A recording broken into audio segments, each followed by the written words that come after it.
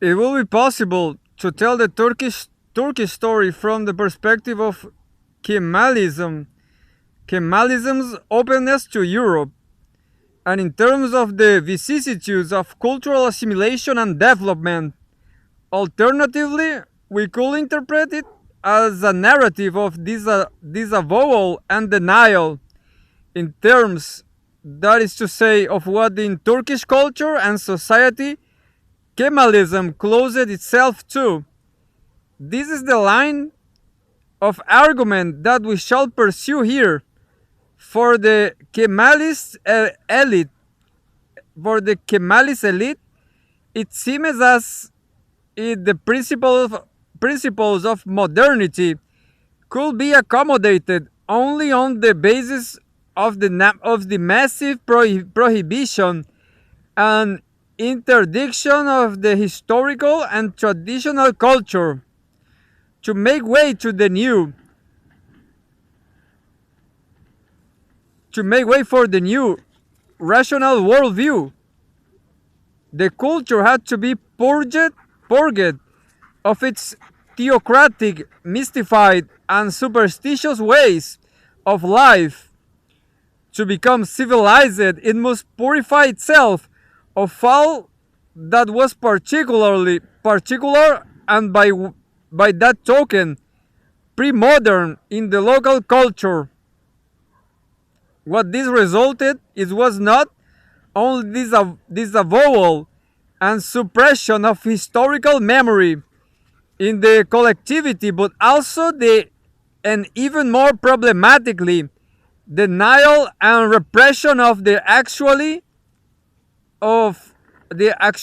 of Turkish culture and society. As much as it has been shaped by the assimilation of Western culture, modern Turkish identity is also a product of various negations. Turkish society became practiced in the art of repression. The Ottoman past was disdained for its backwardness, particularly its religiosity, and the imperial culture denounced it as the source of all evils.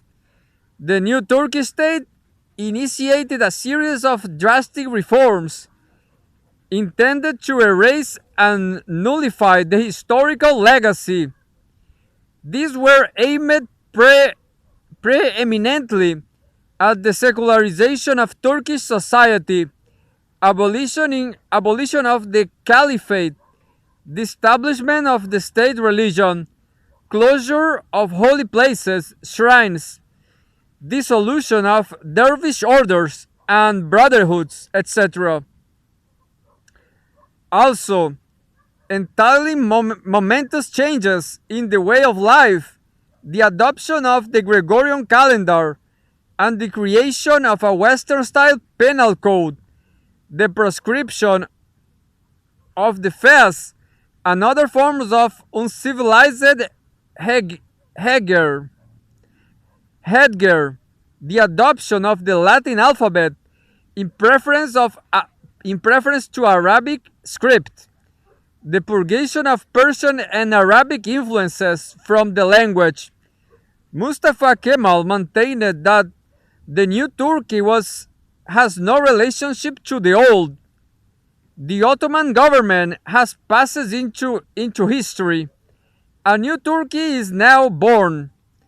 What has been attempted by the Republican elite was no less than the annihilation of the past. The new nation and state were born out of this fundamental disavowal. The Turkish nation was born as an autonomous and independent entity, but in seeking its reference points, it could find only itself, since its past was denied. It emerges as a state without history. How this lack was compensated for, I shall come in a moment. What was as at issue, however, was far more than foreclosure of the past. The Republican order was also instituted, through the suppression of contemporary actually in the new society, insofar as they were and could be nothing other than products of the Ottoman past. The contemporary society and its popular culture were themselves problems for the Kemalist regime. The elite committed itself to efface or to eradicate the real Turkey that seemed to perpetuate the old ways, and stand in the way of the new. Its endeavors were damaging in a number of respects, inhibiting the vitality and creativity necessary to sustain a democratic culture. The Ottoman Empire had been characterized by a spirit of cosmopolitanism, by, by ethnic, linguistic, and religious mixture and interchange. The Turkish state was that emerges out of its collapse was fundamentally opposed to such pluralism of identity. It resolved to build a nation without minorities, which it did first through exclusion. The Armenian massacre, massacres, massacres, 1915, the exchange of populations with Greece, 1923, and subsequently through cultural assimilation and integration.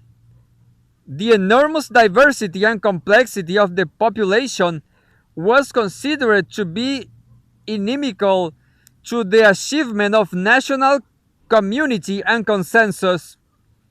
The new government pursued the goal of cultural homogenization, as S.D. Salomon argues.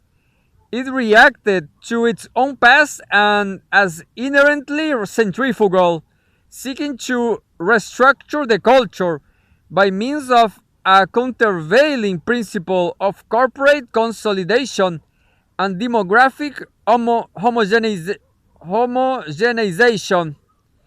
It aimed to transform Turkish natural identity through uniform incorporation, connecting the concept of citizenship with that of social cultural linguistic assimilation. In many cases, the new Turks did not yet speak the Turkish language. Circassians, Lasses, Georgians, the Kurdish people were described as mountain Turks who had forgotten their true language. The monochrome vision of a Turkish culture in common was laid over the heterogeneity of lived identifications. Local and particular attachments could no longer be admitted. It was not just that these real identifications were suppressed. The point is that their very reality actually came to be disavowed.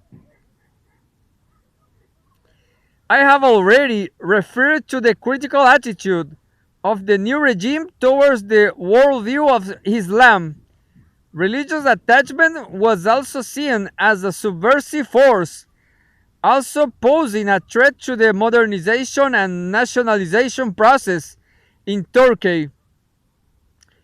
Kemalist ideology was conceived as a national and secular alternative, conforming to the values of the civilized world, a revolution in values, offering Western style identification in place of what were regarded as the old mystifications of Muslim culture. It was an empty substitution, however. In attacking religious authority, symbolism, and meaning, the new civil outlook could not put anything substantial in its place. As Richard Tapper argues, Kemalist doctrine was no alternative to Islam in providing identity and organizing principles of life. At the public level, it was no substitute for the divine laws of Islam. At the individual level, it could not meet intellectual needs for an ethics and eschatology, and its ideology and values were inadequate, shallow, and thin. These dimensions of spirituality and belief that were so vital to the popular culture were denied as meaningful in the new modern outlook. Islam and its world of values and ethics having been taken out of our frame of reference, writes Serif Mardin, of the new of the new secular perspective, we had no appreciation of existential quandaries. Through this denial, civilizational values were diminished and impoverished. So too were democratic values. Kemalism was an ideology imposed on the people from above.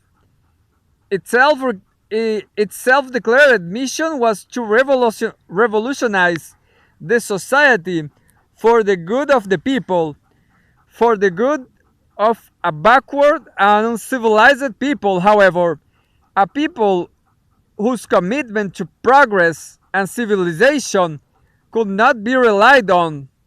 The consequence was that the society, the real people, that is to say, could not be trusted to take part in its own revolution.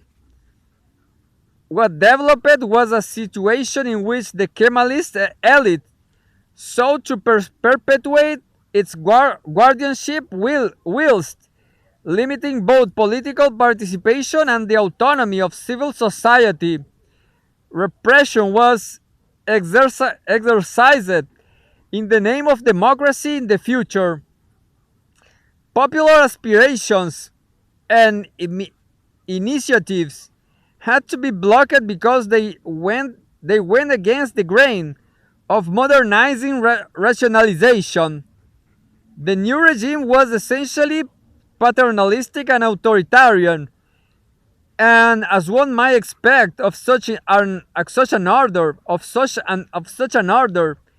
it constructed its image of the ideal people, the people it could imagine itself governing.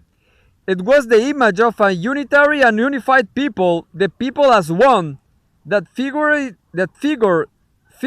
in the project of to create a new life in Turkey. There was no place for ethnic and religious differences in this project, but neither, too, was there room for social and political differences. As Cengiz Akhtar argues, substantial conflict in the social order was condemned, even sacrificed, to unitary representation, and thereby the people were excluded by definition from the body of the nation. The conditions of diversity and pluralism necessary to democratic life were stifled from the beginning. Democratic culture is impossible so long as the real Turkey, the Turkey of adversarial values and beliefs, is disavowed. The actuality of popular culture and popular aspiration was denied. But more than this, as Akhtar says, there was a hate of the people. They must be civilized in spite of themselves. They were regarded as barbarians. Consequently, what was lacking in them could only be made good through the perfection to be found in civilization, and not from any particular local feature they might possess, and which did not exist anyway in the eyes of the elite. The nation, what Ankar describes as the ontological nation, since it was not made up of real individuals, was imagined as the embodied of civilized values, defined in opposition to the Islamic past. It will be a secular and rational nation, defined in opposition to the cosmopolitanism of the Ottoman Empire.